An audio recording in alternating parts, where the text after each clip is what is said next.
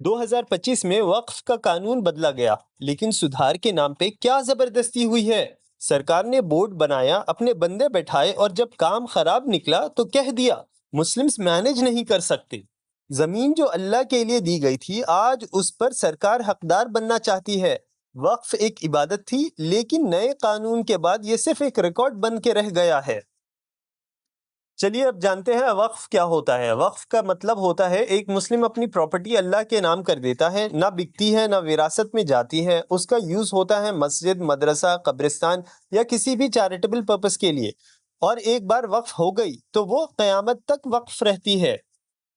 वक्फ act 2025 से पहले वक्फ का मैनेजमेंट दो लेवल्स पे होता था, सेंट्रल और स्टेट। सेंट्रल वक्फ काउंसिल डायरेक्टली सेंट्रल गवर्नमेंट के अंडर आता था। इसके हेड होते थे union minister of minority affairs. इसमें मेंबर्स होते थे मुस्लिम एमपीज, स्कॉलर्स और प्रोफेशनल्स, जिनको सेंट्रल गवर्नमेंट खुद नॉमिनेट करती थी।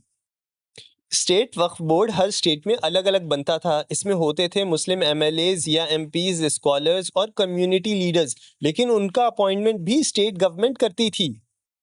तो चाहे बोर्ड फेल हो या करप्शन हो, जिम्मेदारी बोर्ड की होती है, लेकिन उससे भी ज्यादा उस बोर्ड को अपॉइंट करने वाली सरकार की। और बीजेपी हो या कांग्रेस, दोनों ने अपने पसंद के मुस्लिम लीडर्स बिठाए।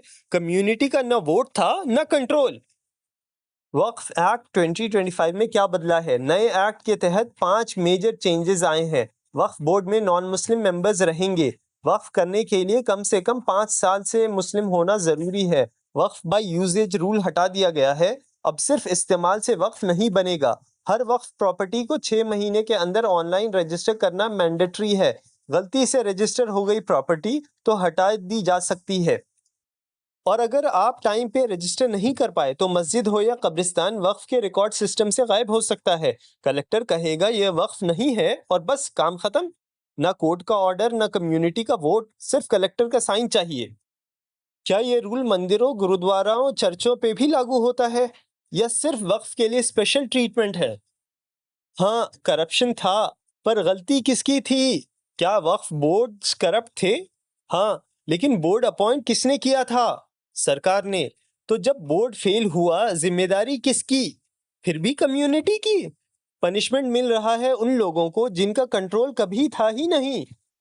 बाकी धर्मों में क्या होता है? SGPC Sikh gurdwara board direct elections होते हैं। सिख वोटर्स अपने लीडर खुद चुनते हैं। क्रिश्चियन चर्चेस पास्टर्स और बिशप्स चर्च सिस्टम से इलेक्ट होते हैं। मंदिर बोर्ड्स, हाँ, गवर्नमेंट अपॉइंट करती है, लेकिन किसी को फोर्स नहीं किया जाता आउटसाइडर रखने के लिए। किसी मंदिर बोर्ड में मुस्लिम या क्रिश्चियन मेंबर जबरदस्ती नहीं बैठाया जाता। तो फिर वक्फ बोर्ड में नॉन मुस्लिम मेंबर्स क्यों कंपलसरी? ये डबल स्टैंडर्ड नहीं तो क्या है? सुधार का सही तरीका क्या होता? रिफॉर्म तब होता है जब कम्युनिटी को साथ लेकर किया जाए। एसजीपीसी जैसे मॉडल लाने चाहिए थे, जहां मुस्लिम्स अपने वक्फ बोर्ड के लिए वोट करें। ट्रांसपेरेंसी चाहिए तो हेल्प करो रजिस्ट्रेशन में। अल्टीमेटम क्यों? इंक्लूजन चाहिए तो सब पे लगाओ, सिर्फ एक पे क्यों? पर यहाँ तो सरकार अपॉइंट भी करेगी और आउटसाइडर भी बैठाएगी। ये रिफॉर्म नहीं, ये कंट्रोल है। ये सिर्फ मुस्लिम इशू नहीं है, ये कॉन्स्टिट्यूशनल राइट का इशू है।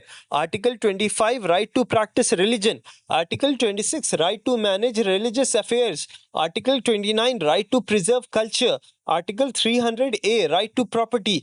अगर हिंदू अपना मंदिर चला सकता है, सिख अपना गुरुद्वारा, क्रिश्चियन अपना चर्च, तो मुस्लिम अपना वक्फ क्यों नहीं चला सकता?